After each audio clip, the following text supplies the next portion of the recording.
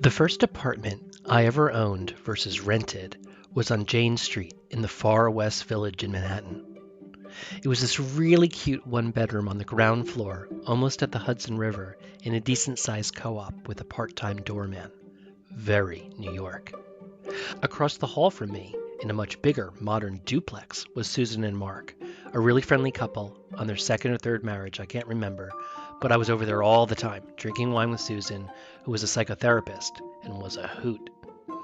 Above me, though, was, well, get this, Michael Stipe. Yes, Michael Stipe of REM, who had 2 or 3 apartments put together.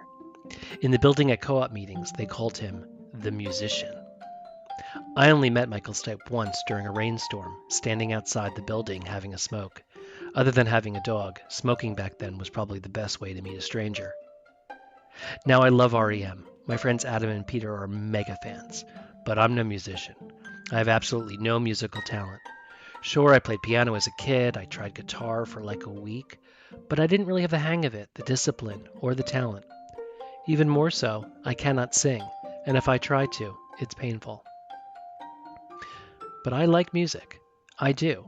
And whether it's an REM hit, a Billy Joel ballad, a Broadway tune, or the theme music to ABC World News Tonight with my crush David Muir, I can absolutely get lost in a melody and the lyrics. Do you remember the TV show, Ally McBeal? Her psychotherapist, played by Tracy Ullman, told her to pick a theme song. Ally, played by Callista Flockhart, picks the song Tell Him, though most of the time, the song that actually haunts her on the show was I Can't Stop the Feeling, during which the dancing baby would show up. That year, the culture was all about theme songs. Mine? It was the opening song to, well, Ally McBeal, called Searching My Soul by Vonda Shepard. If you didn't have a theme song, I bet you're thinking now what yours might be. Geography, though, really does me in music. I have a playlist I compiled about place. Streets of Philadelphia by Bruce Springsteen, Hotel California by the Eagles, California by Phantom Planet, Free Man in Paris by Joni Mitchell, Empire State of Mind by Jay-Z, you know that one, In Concrete Jungles Where Dreams Are Made Of, There's Nothing That You Can't Do. It feels to me so iconic and legendary to have a big song like that. So during the early stages of the pandemic, I thought, well, what if I created a song about something that moves me? Something that matters, something that others might get a kick out of, something that might stick. Is there even a song about the Hudson Valley? Has anyone written about this feeling of being new? I pause, thinking not that I'm crazy. I've done things far crazier than this.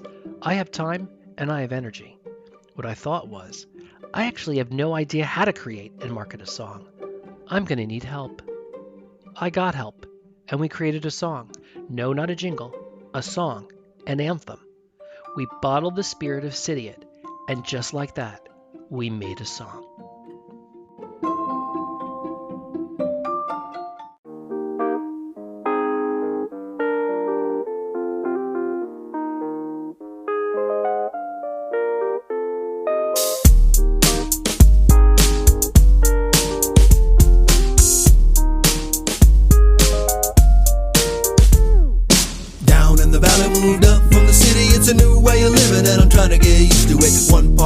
Have an ounce of an idiot, ordered a Manhattan and they call me a Cidiot.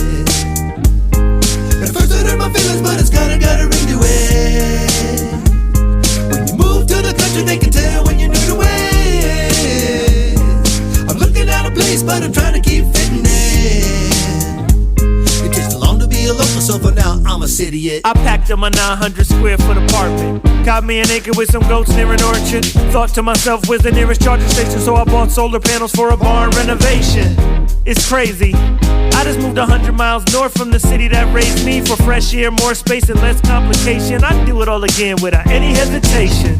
Now here's my situation. I just ate a gummy, drank some wine, and there's the public transportation. And while I'm outside on the phone in the stupor, the locals laughing at me cause I can't catch an Uber. So I walk up 9G, trying to sober up, get some air with the city behind me. Looking at the stars in the sky, man, look at the glow. Hey city, get out the fucking road. Down in the valley, moved up from the city. It's a new way of living and I'm trying to get used to it. One park poodles have an ounce of an idiot, ordered a Manhattan and they call me a Cidiot.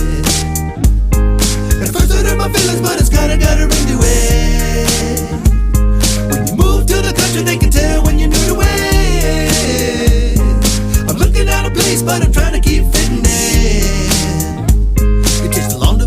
so for now I'm a Cidiot. It's the next morning, rooster crows, I'm yawning. I love the farmer's market, but I'm terrible at farming. I got a tote bag full of goat milk cheese, handmade soap and a jar of kimchi, a local bread alone and some hot chai tea with some local harvest honey, cause the homie keeps bees. Jesse told me he's about to toss these greens from the stand that he works at. You want 'em? Yes, please. Upstate and chill, we laid up with micro brews in our cup.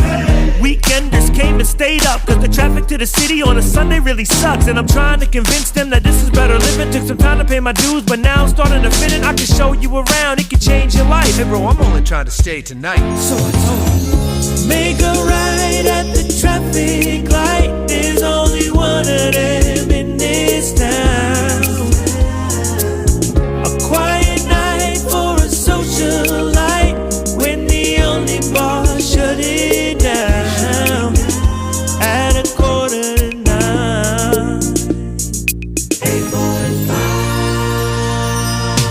down in the valley, moved up from the city. It's a new way of living and I'm trying to get used to it. 1 part blues, half an ounce of an idiot. Ordered a Manhattan and they call me a Cidiot. At first I hurt my feelings, but it's kinda got a ring to it. When you move to the country, they can tell when you're new to it. I'm looking at a place, but I'm trying to keep fitting in. It takes too long to be a local, so for now I'm a Cidiot.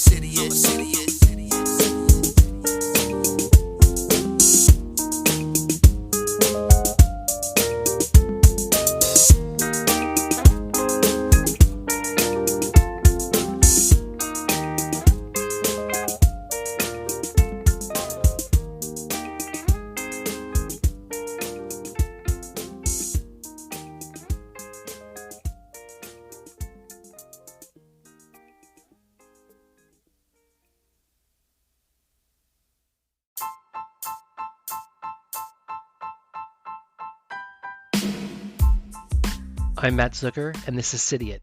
Welcome to Season 5. If I've learned anything in marketing after 30 years, is you have to keep moving and the ceiling keeps going higher. We're going to take it up a level this season, and starting with turning up the volume and releasing a song. The Cidiot Anthem is out. Created with Sueco and The Don at Space Studios here in Red Hook, I couldn't be more excited. I also can't get the tune out of my head. I have a bunch of lyrics that are my favorite. The bit about ordering a Manhattan and they called me a Cidiot. At first it kinda hurt, but now I'm getting used to it. We put in a bunch of local references too. You can get the anthem yourself on Spotify, Apple Music, Amazon Music Unlimited, and more. Find links at cidiot.com. Just click on music in the navigation. You can also see some of the early and generous praise it's gotten, including from Alan Katz of the Mountains, Mary Stuart Masterson, and Jeremy Davidson, a funny quote from Mark Mendelis, and already a great feature in the Albany Times-Union. There's so much to this song, and also to the Hudson Valley as a creative place to be an artist, whether it's a writer, a podcaster, a producer, or a musician. Come hear the backstory with my co-creators, co-producers, the talented team of Ben Senterfit and Paul Rivers Bailey, who produce and create as Sueco and The Don at Space Studios here in Red Hook. Hey guys, Hey, what's up, Hey, Matt? what's going on? thanks for coming on Cidiot. Oh, we're excited. I'm super excited. I love man, it. this is awesome. Cool. I think we should talk first about the two of you. Ben, you and I, we share like a circle of friends and stuff. So I know you a little bit, but I really don't know the backstory for each of you. And Paul, I just met you. So about how you got here to the Hudson Valley. So Ben, if you want to start, how'd you get here? I'm a Swedish kid from Colorado. My mother's Swedish and my dad's a expat from Florida. I grew up in Colorado and I met a beautiful Cuban woman who had moved to Colorado from New York and had decided to get the hell out of New York. And we met and, a great relationship, bought a house. We had a kid, we had a second kid. And then she was like, let's move back to New York. And I was like, no. But then she said, let's move back to New York. I got a job. And I said, okay. So I moved to the Hudson Valley, not the way most people that we meet in the Hudson Valley who are transplants, right? They move from the city up. A lot of people have that story of moving from the city to the country. I moved from a city to the country, but I moved from Denver to the Hudson Valley. So I didn't know a single person. I had a 1-year-old and a 3-year-old. I was ostensibly a stay-at-home dad. I was playing gigs in the city with musician friends that I knew from back in Colorado. And I moved up to this little, one stoplight town. And I guess the rest of it is history. Was it a culture shock? I mean, was it very different? Yeah, definitely. I think for me, it was more like the culture shock of people from the West and people from the East. It wasn't like city to country. I wasn't used to grumpy New Yorkers. What are Coloradans like? Do you just all ski and eat rocks? Yeah, they're I mean, really nice, really friendly to each other, kind of superficial. The way the New Yorkers think about Californians is kind of the way Coloradans are. They're really friendly and they're nice and they're really good to each other. But at the same time, something I learned when I moved to New York was like, wow, there's a depth here. Right. There's a lot more Tex-Mex and a lot more skiing. That's what happens. A lot more Tex-Mex. And a lot less history. A lot. And Paul, what about you? I think you're more of an East Coast person, right? Well, kind of, sort of. This is the Gotta See About a Girl portion of the show. I love that movie, Good Will Hunting. And there's that scene where he's talking to Matt Damon, and Matt Damon is pissed off because he missed the game 6 of the World Series. And he said, I had to go see about a girl. Well, that's my story. I was out in New Mexico. I moved back to New York City because, not a lot of art's happening in New Mexico. I grew up in New York City and I was out there for college and I was working in the film industry. And I was like, man, got to get back to the city or LA. And I decided the city. I was living out there and I was doing my thing, playing gigs and doing that whole thing. And then I met through a friend this lady who lived upstate New York, and she lived in Albany. And I was like, we got to get together and like hang out. We started talking, chatting online, talking on the phone. And so we had mutual friends and we're like, well, let's get together. And I just got on a bus and saw upstate New York for the first time ever. Cause like New York City, right? We don't believe that another part of the state exists. So that's what happened. So I was like, man, this is pretty cool. I'm on the bus and I'm looking around and I'm like, man, there's a whole state here. And one thing led to another. And we were making a decision as our my wife and I's relationship got more serious. Well, are you coming down to New York City or am I coming up to Albany? And she was like, I'm not coming to New York City. And I was like, all right, well, then I guess I'm coming to Albany. She grew up in Kingston. So after some time in Albany, we decided to get closer to family and friends. And I had already met Ben at that point and had a group of friends down here, and we were making music. And it was one of those things that seemed like a natural progression of being a little less up north and getting closer. So I'm not totally. I love that you both followed women here. I did not, as you can imagine. That is it. That's what got us here. So how did you meet and how did you start making music together? So that was where the New Mexico and Colorado connection kind of comes in, right? Like, so my kid was looking for a place to take music lessons because there was a really great spot out in New Mexico that was like an arts nonprofit that had stuff for kids to come after school and make beats and rap and like skateboard. It was called Warehouse 508. 508. Yeah. And a good friend of ours, I reached back out to her and I was like, hey, I can't find anything up here that has like music in Albany. I'm looking everywhere and it's all like, music lessons, but not like bands and communal. And she said, oh, you got to talk to my friend Ben. He has a place. I don't know how far it is away from you. And it was an hour away at the time. And I was like, oh, I'm just going to drive down. And then we met through my kid joining one of the bands at the community music space. So. And the way that it really came about was kind of synchronous in that I had a group of my musician friends from Colorado. And the first time that we had gotten together in a long time, we had made a little bit of money off of some of our publishing. So we said, all right, let's fly everybody out. We'll do a session at the studio and get a chance to get everybody together. We'll just take 7 days and we'll just cut a bunch of music just for the sake of cutting music. And we had a publishing company. We thought, well, this will be great because we have a chance. We could put together some ideas. So at the end of 7 days, we had a recording. We had 15 tunes that we had cut that had chord changes and melodies and structures and drums and bass, and everything was clicked out. And my friend Kyle had come out, who's a music producer. And so we had this whole thing, but we didn't have any lyrics or any sort of melodies to it. It was all just rhythm parts. And it was all like really 70s, 60s and 70s vibe.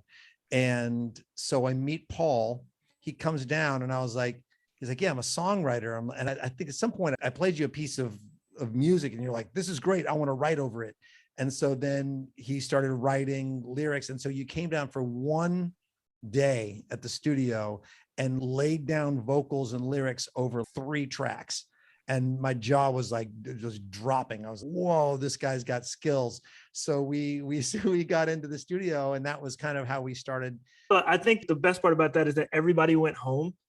And Ben called me after everybody went home. And I was sitting alone in Albany, like, man, I need to make music with people. That one day was cool, but I need to make music. And Ben was sitting in the studio by himself. He called me and he goes, hey, man, I'm sitting in the studio by myself with all these beats that you heard. Just come down. Let's make a record. I was like, all right, let's make a record. Yeah, right. I was like, all right, cool. So we did. That's what we did. Oh, well, we got together every Friday for 4 to 6 hours because Paul had time off, and the day we would just get together and do that. And then what I think 4 years later, the Paul Rivers EP came out, and and then we've since released, I think we've got 8 tunes up now on Spotify under your handle.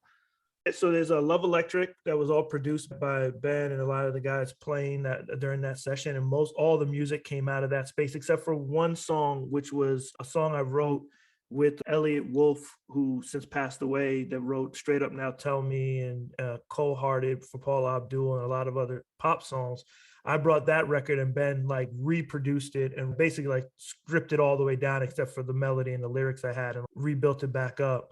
And then we put out an album, Love Electric. And then since then, we just started putting together singles. There's a single in there. It's all under Paul Rivers Bailey, my name, but Ben did all the production and the mixing and the mastering. And then we were like, man, and he started producing. He's been producing for a while under the handle El Sueco. And I was rapping in a rap group. Oh, yeah, I was going to wonder, what's the story there? El Sueco and The Don. I was rapping in a rap group called Duality. And so I went by Don P, which stands for the descendant of Nubian poets. There's an acronym, or also Don Paul. And Ben's El Sueco, it means the Swede in Spanish, right? And he's Swedish. After we had been long into making music and producing things and forming our business, he's making these beats and he's like, I got this handle El Sueco. I'm just gonna start making shit. And I was like, we should do something. Then he called. This is really gets to Cidiot. I'm calling one morning, hey, what are you up to, man? We're like talking about business stuff. He's like, man, I'm just out here living a massive suburban nightmare, cleaning out my pool. And I was all like, that's a record. And he goes, yeah. And he said, I've been thinking about this. We should call ourselves El Sueco and The Don. And he was like, I fucking love it. And then we've been working on Massive Suburban Nightmare ever since. And then, of course, you approached us about Cidiot, which fell right in line with that. So, well, that's great. That's great. And El Sueco really came from a band called the Boogaloo Communicators. It was like a 60s organ quartet. Shout out to Daddy Snugs, my man Jared Aston. So he was Daddy Snugs. My friend Javier Gonzalez, who's Heavy G, and somehow started calling me El Sueco because I'm married to a Cuban and become involved in that community, but I'm really a Swede. So El Sueco just means the Swede in Spanish. I have a question about creativity and being a creative person up here. How do you feel about being a musician and a creative person in a place like the Hudson Valley versus the city, New York or Albany, or I'm sure there's a city in Colorado? There is. I lived in Denver, which is a city of 2 million people.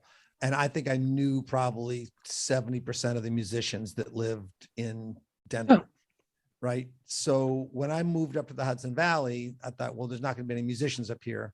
And then I started meeting people, and I met Pee Wee Ellis, who's the tenor player for James Brown's orchestra band. And my friend Chris Wood lived up here. So I met him and John Medeski. And then through them, I went to the Harmony one day, and freaking what's his Dr. No from Bad Brains is like sitting at the bar. I'm like, wow, the Hudson Valley's got some people. Mm-hmm. There's not a lot of people, but there's a lot of creative people that have moved up here.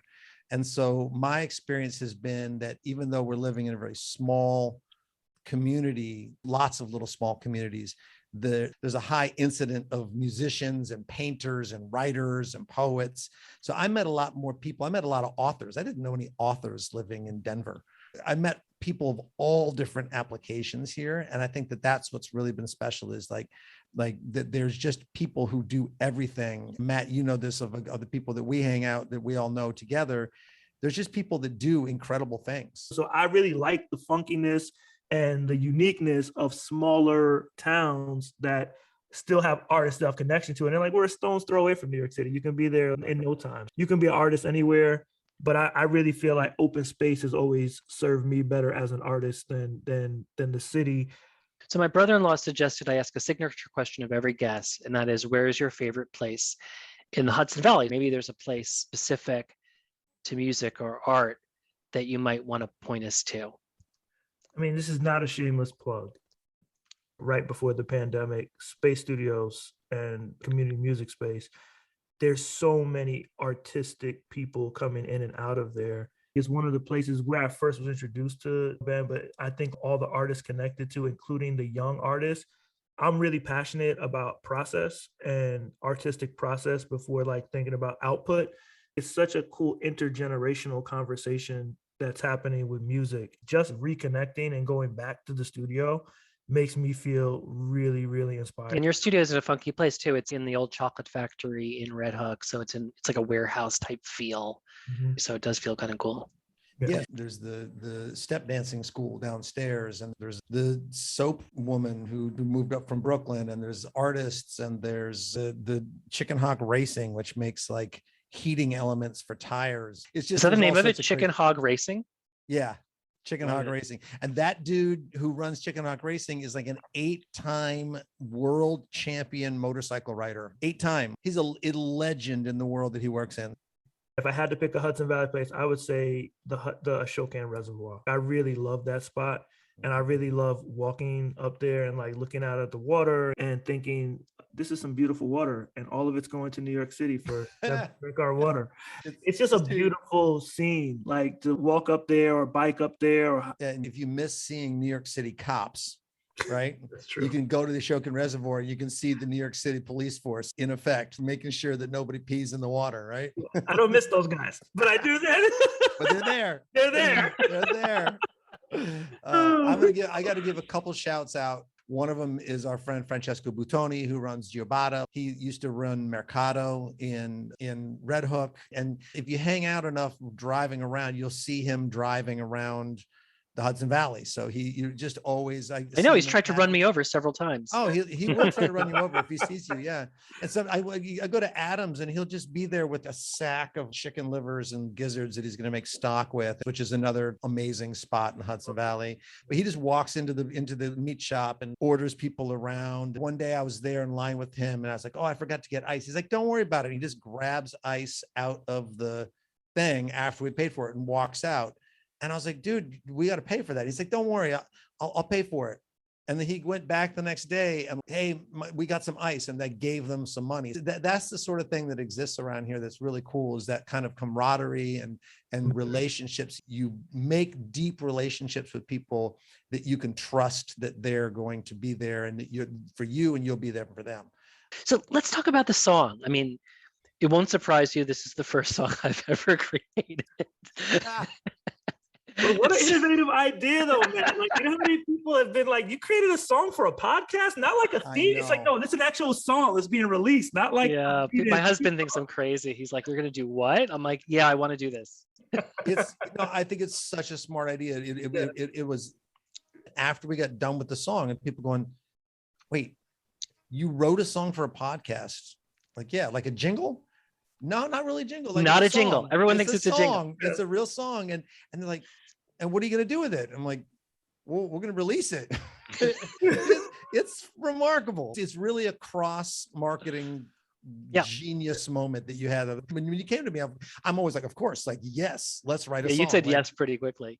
Look, like a kindergartner can come to me and say, let's write a song. I'm like, yeah, let's do it. So I'm down. But this was a really special idea. Maybe, Ben, you could talk about the process, because you really had to walk me through how we were going to create it and what it was going to be like. And we mostly followed it. So maybe you could describe, how did we make this song?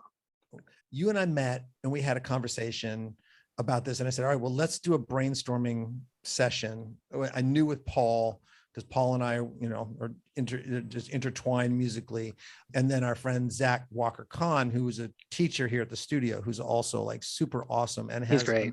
uncanny ability to write lyrics, just unbelievable lyrical skill, especially for somebody who's 26 years old. And he's a lot more mature than I am, and I'm 50. So we did a brainstorming session in which you talked about all the things that were essential to your podcast and what you were thinking about. And we decided right then, I think, that we needed to be really true to the story that we're telling and the podcast that you're creating. So it needed to connect in with your message and where you were going with it. And at the same time, it needed to be a song, and it needed to have a hook. And so that first night I thought, well, we'll just brainstorm. And by the end of that first night, we actually had a chord progression. We had the hook, actually, right? That really surprised me. I thought we were just sitting around talking about narrative and words. And then all of a sudden, halfway through, the two of you get up, and Zach, and you go over to the instruments and you start playing. And I'm like, what's happening? I thought this was next week. Yeah, And exactly. but you found the hook or whatever. And I just was so shocked I didn't know that was gonna happen. I thought that was next week. Yeah. That's the process, man. All of us have made music together, been in an artistic process together, like Zach and his partner Miles, and they have a band, Zach and Miles, where they're playing music, and we help them with that. But I think the process is about every day you show up and you do some stuff, or you figure out how to work on something, and then when something like this happens, it's like repetition. It comes out of, oh wait, now we're like in sync, because like I know where you're going, you know where I'm going, and we kind of like go there. And how would you describe the music? Because I didn't know what this would be. You talked about some kind of crossover, some kind of mix of multiple kinds of music, which I always thought was conceptually very appropriate for this city to the country type of thing. So I always liked that idea, but it did turn out different than I expected. So how would you describe what it is musically? I think you got to start with process, right? What was the process we used to get to where we were going? So if we had gotten in and written a song and then brought a band in and sat down and rehearsed it, and then gone into the studio and said, we're going to record this thing, it would have been a totally different thing than the way that we went about it. I think one of the first questions we asked was, is this a song like a Carole King song where there's a verse and then a chorus and each verse has a different chord progression and builds in different ways? Or is it a song cycle? And Paul's like, song cycle, like chord cycle. So four chords that repeat. And so as soon as we did that, and then we clicked to the grid, we knew, all right, now that we're connected to the grid and we're connected to this chord, it's a pop song in that way. Like that's the way pop songs go. And then knowing that Paul was in it, and I'm a singer, and Paul's a singer, but Paul's also a rapper. So we know that Paul's going to tell a story and he's going to rap it. Zach sat down and started playing that thing on the whirly. He started playing ding, ding, ding, ding, ding, ding, ding. And he starts playing it. And then Ben's, oh, wait, okay, I like that. Stay there. And then he starts coming up with the drum beats. So I think it came from all of our influences, but it was like exactly what we were shooting for. This cross section of different kind of backgrounds and personalities and musical inspirations meeting up in the middle, you know? And what instruments did we use? Let's see. So, well, it started with that old little, 1970s Wurlitzer, like 200A, right? Keyboard, which is, it's the sound of freaking Queen. You make me feel like, right. It's like, it is that sound. Or What Did I Say by Ray Charles? Like it is such a legendary sound. So we started with that, and then beats. Mm-hmm. That's really where we got on that first day. And then after that, I think it's electric guitar, bass, a lot of vocals.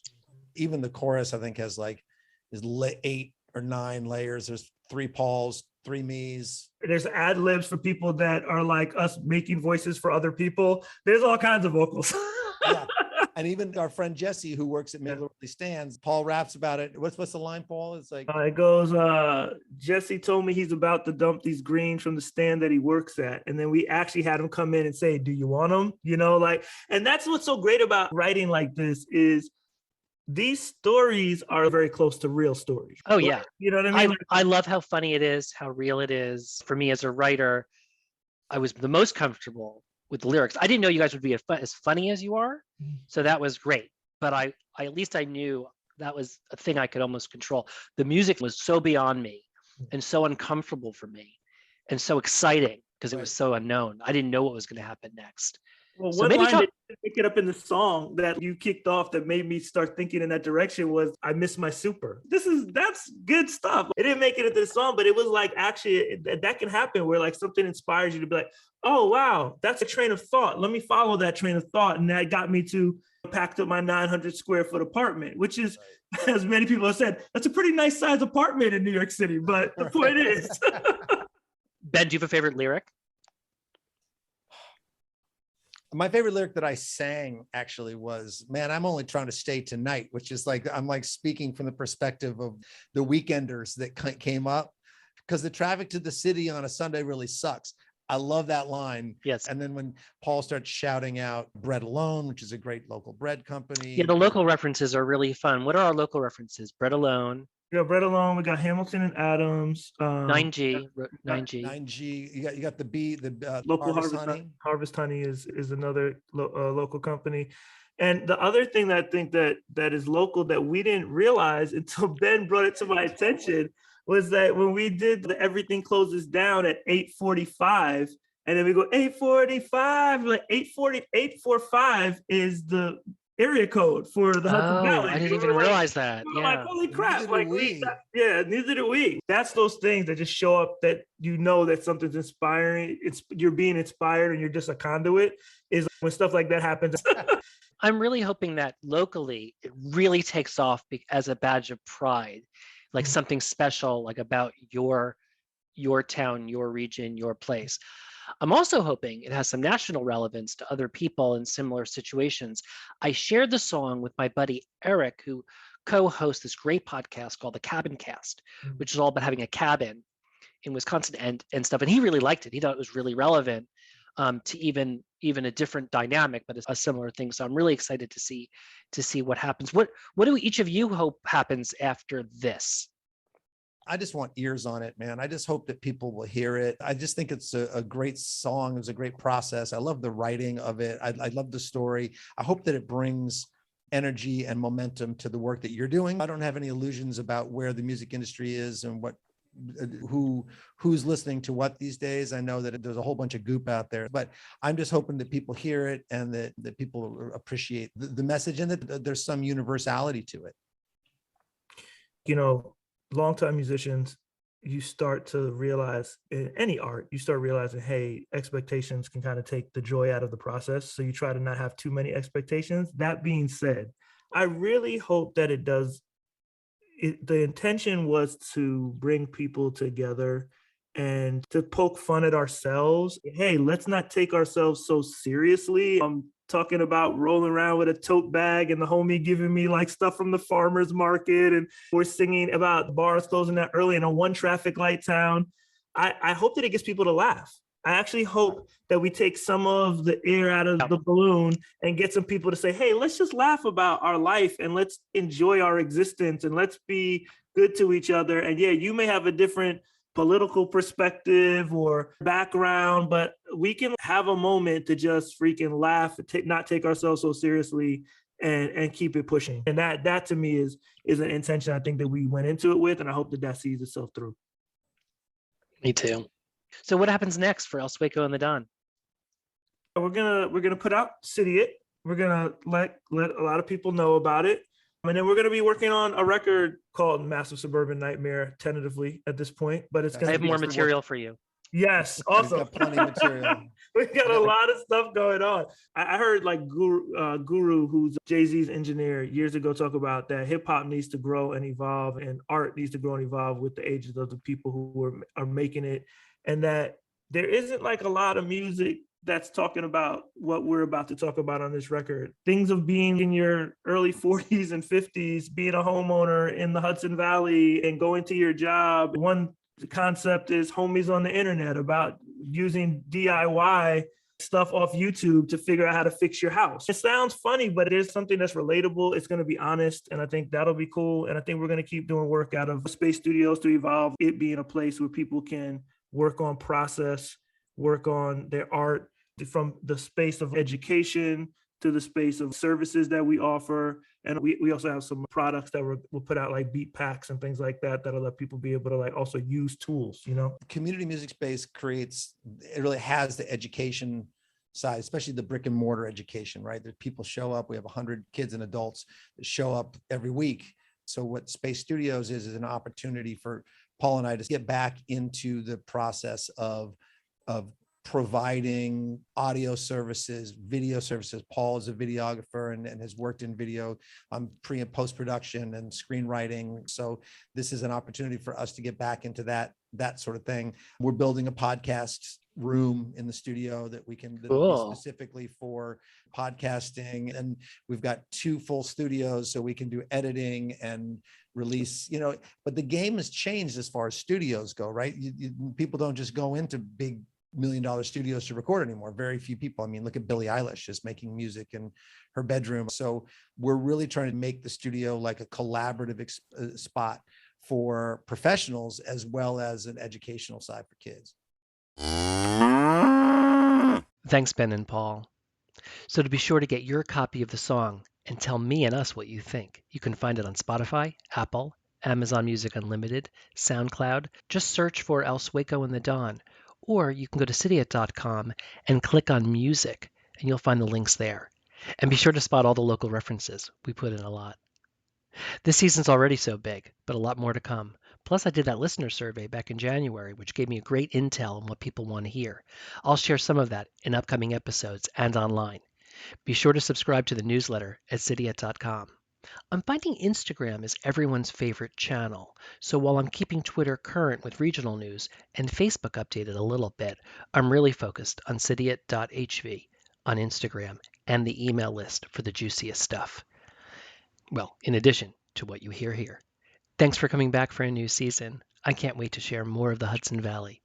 The people, the stories, anything and everything that would help you come visit.